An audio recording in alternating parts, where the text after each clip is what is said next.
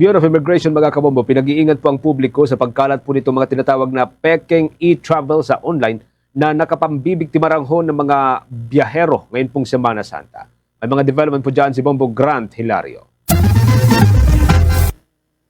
Nagbigay babala ang Bureau of Immigration sa publiko ngayong Semana Santa hinggil sa pagkalat ng umano'y mga peking e-travel services o websites online kung saan pinag-iingat ng kawanihan ng mga Pilipino lalo na ang mga magsisipagbiyahe sa kasagsagan ng mga mahal na araw dahil sa paglaganap ng mga ganitong uri ng panloloko. Nitong mga nakaraan lamang raw ay may mga namonitor sila na insidente ng pambibiktima na pinaparegister ang ilang individual sa peking website ng e-travel at pagkatapos ay sisingilin pa ng pambayad. Ito naman ay mariing nilinaw ni spokesperson Dana Sandoval, tagapagsalita ng Bureau of Immigration, na aniyay libre ang paggamit sa inilunsad na e-travel services sa mga pasahero. Ibinahagi din niya na ito'y maaari na agarang i-fill up 72 oras bago ang nakatakdang flight o paglipad ng sasakyang eroplano. Dagdag pa niya, mas madali na raw ito kumpara sa dating nakagawian sapagkat aniyay iisang form na lamang ang kailangan gamitin. Lalong-lalo na ngayong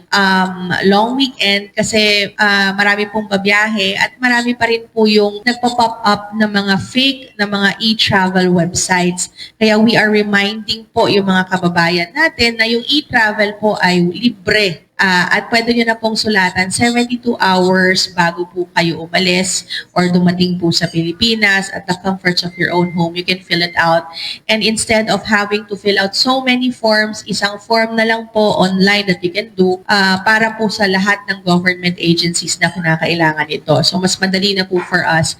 Samantala, para naman sa mga paserong hindi pa ganun kapamilyar o maalam sa paggamit ng e-travel services, ibinahagi naman niyang may mga nakalaan na kiosk sa paliparan kung saan katuwang rito ang Department of Information and Communications Technology upang magbigay asiste. Kaya naman dahil dito, makatitiyak umano ang publiko, partikular sa mga babiyahe ngayong Semana Santa na may mga nakahandang tumulong sa kanila sakaling makaranas ng technical difficulties.